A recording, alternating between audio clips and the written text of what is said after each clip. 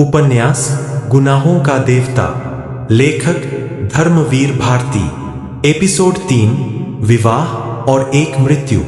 कभी कभी किसी की शादी सिर्फ एक नया रिश्ता नहीं बनाती, कभी कभी वह किसी और के दिल के अंदर एक पूरी दुनिया की मौत भी लिख देती है। आज एक लड़की दुल्हन बनने वाली है।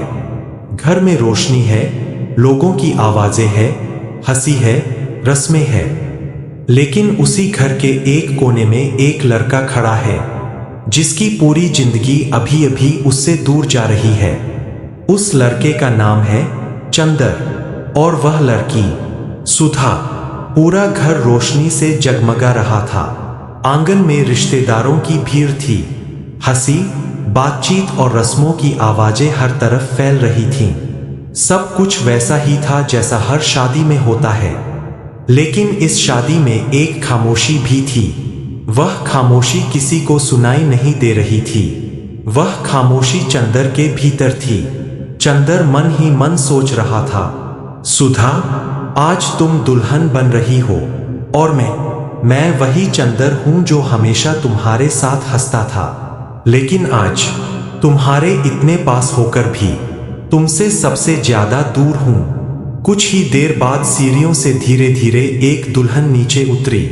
लाल साड़ी, झुकी हुई आंखें और चेहरे पर वही मासूमियत। वह सुधा थी। कमरे में मौजूद लोगों के लिए वह बस एक दुल्हन थी, लेकिन चंदर के लिए वह उसकी पूरी दुनिया थी, जिसे वह आज किसी और के हाथों में जाते हुए देख रहा था। चंदर की नजर सुधा पर टिक गई। उसे लगा जैसे किसी ने उसके दिल को धीरे धीरे अलग कर दिया हो।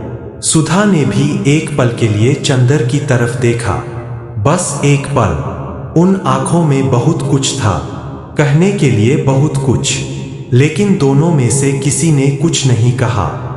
शादी की रस्में खत्म हो गईं और वह पल आ गया जिससे हर लड़की डरती है। विदाई। सुधा रो रही थी, उसकी सहेलियां रो रही थीं, घर के लोग उसे गले लगा रहे थे, हर तरफ आंसू थे। लेकिन चंदर चुप था। वह बस खड़ा था, जैसे उसके अंदर की सारी आवाजें खत्म हो चुकी हों। सुधा ने आखिरी बार चंदर की तरफ देखा। चंदर, अपना ख्याल रखना। चंदर कुछ कहना चाहता था, लेकिन शब्द उसके गले में ही अटक गए, क्योंकि कुछ शब्द अगर बाहर आ जाए तो पूरी जिंदगी बदल जाती है। और चंदर अभी भी अपने आदर्शों का कैदी था। कुछ देर बाद गाड़ी चल पड़ी।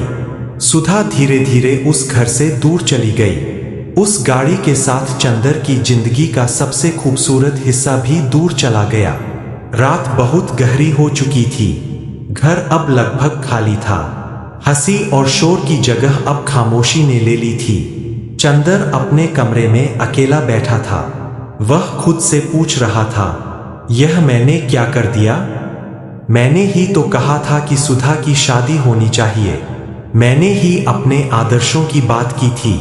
लेकिन यह दर्द, यह किस आदर्श में लिखा था?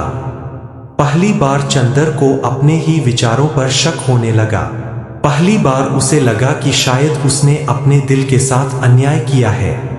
आज तक चंदर खुद को बहुत ऊंचा समझता था, संयमी, आदर्शवादी, नैतिक। लेकिन आज उसे लगा शायद उसके सारे आदर्श सिर्फ एक भ्रम थे। उस रात चंदर सिर्फ सुधा को नहीं खो रहा था, वह खो रहा था अपना विश्वास, अपना संतुलन और शायद अपनी आत्मा का एक हिस्सा। उसी रात चंदर के भीतर एक नई चीज जन्म ले रही थी, दर्द से भरी हुई, कड़वी और विद्रोही। अब तक चंदर अपने आदर्शों का भक्त था, लेकिन अब उसके भीतर विद्रोह जन्म ले चुका था। और यही विद्रोह धीरे धीरे उसे उस रास्ते पर ले जाएगा जहां से लौटना आसान नहीं होता।